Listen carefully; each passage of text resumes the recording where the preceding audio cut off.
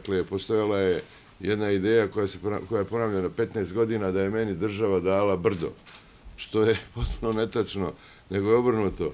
Mi smo iz naše firme brdu dali najveći dio kanalizacije, pa je onda država opet uskočila i sad možemo da zaključimo sljedeće, što je važnije od ovoga što sam ranije govorio, da je Mokra Gora jedina mjesna zajednica u Srbiji koja ima zatvoren krug kolektora i na kraju prečistača. Znači, državna obaveza da voda ističe iz tih kolektora u susjednu republiku, dakle Republiku Srpsku, je u formi tehničke vode.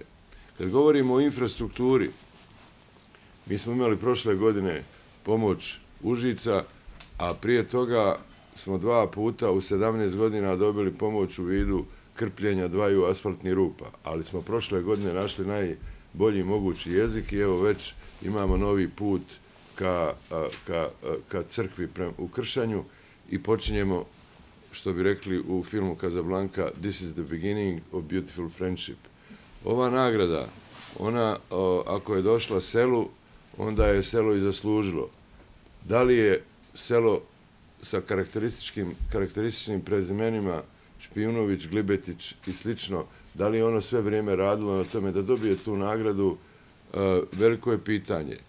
2004. godine je bila premijera filma "Život je čudo" i na toj premijeri su bila predstavljena negdje oko 12 objekata na Mečavniku, a sad ih imamo oko 65. Imamo Iver koji je pretvoren u veliki hotel, imamo divnu zgradu Parka prirode protiv koje su nevladine organizacije sve vrijeme aktivirale sve svoje kanale i gdje je zapravo najspornije bilo to šta to Kusturica radi gore na brdu. A šta je Kusturica radio? Ne samo ono što je njemu trebalo, nego ono što je trebalo i čitavom selu. Dakle, mi možemo srećno da zaključimo da su pojedinac i država ili pojedinci i država uspjeli da zaokruže jednu cjelinu kojoj treba sad dodavati ukrasa. Sve što se infrastrukture tiče je gotovo završeno, ne u smislu asfaltiranja, ali to, mislim, neće biti veći problem.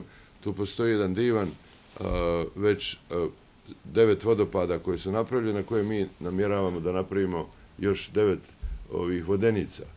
9 vodenica koje bi zapravo i bile u funkciji, jer vidite kako vrijeme dolazi, za 10 godina neće biti hrane uopšte, dakle, i ukrasa koji se zove zapravo taj kršanjski put. Sve što je bilo neka ode u istoriju, ali ga treba pamtiti.